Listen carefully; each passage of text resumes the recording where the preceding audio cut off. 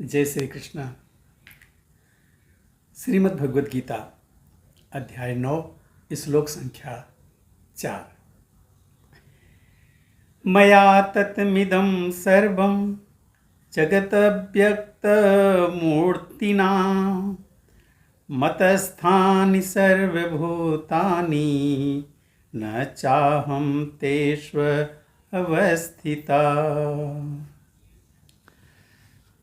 भगवान कह रहे हैं कि यह संपूर्ण जगत मेरे अव्यक्त रूप द्वारा व्याप्त है। समस्त जीव मुझ में हैं, किंतु मैं उसमें नहीं हूँ। भगवान श्री कृष्ण का नाम, जस, लीलाओं आदि को भौतिक इंद्रियों से नहीं समझा जा सकता।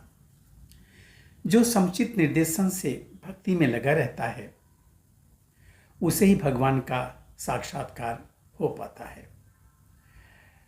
ब्रह्म संहिता में कहा गया है कि यदि किसी ने भगवान के प्रति दिव्य प्रेमाभिरुचि उत्पन्न कर ली है तो वह सदैव अपने भीतर तथा बाहर भगवान गोविंद को देख सकता है।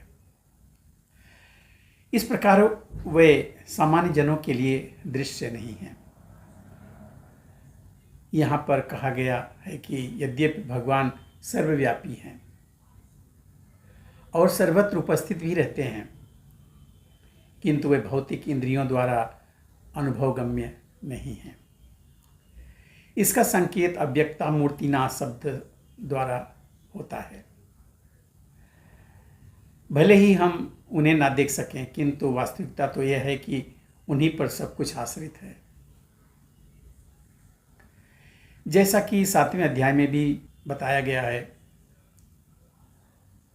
कि संपूर्ण दृश्य जगत उनकी दो विभिन्न शक्तियों, परा या आध्यात्मिक शक्ति तथा परा भौतिक शक्ति का संयोग मात्र है।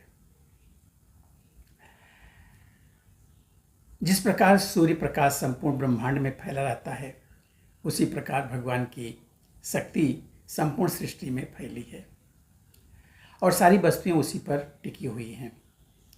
फिर भी किसी को इस निष्कर्ष पर नहीं पहुंचना चाहिए कि सर्वत्र फैले रहने के कारण भगवान ने अपनी व्यक्तिगत सत्ता खो दी है। ऐसे तर्क का निराकरण करने के लिए भगवान कहते हैं कि मैं सर्वत्र हूँ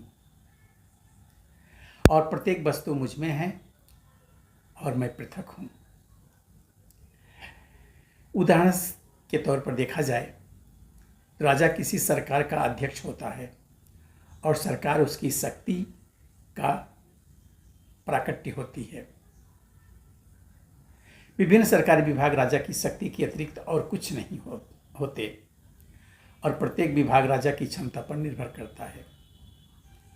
तो भी राजा से यह आशा नहीं की जा सकती है कि वह प्रत्येक विभाग में स्वयं उपस्थित हों। यह एक मोटा सा उदाहरण दिया गया यहाँ पे। इसी प्रकार हम जितने स्वरूप देखते हैं, जितनी भी वस्तुएं इस लोक में तथा परलोक में विद्यमान हैं, ये सब भगवान की शक्ति पर आश्रित हैं। सृष्टि की उत्पत्ति भगवान की विभिन्न शक्तियों के विस्तार से होती है और जैसा कि भगवद गीता में कहा गया है कि वह अपने साकार रूप के कारण अपनी विभिन्न शक्तियों के विस्तार से सर्वत्र विद्यमान हैं। मिलते हैं अगले वीडियो में एक और श्लोक को लेके।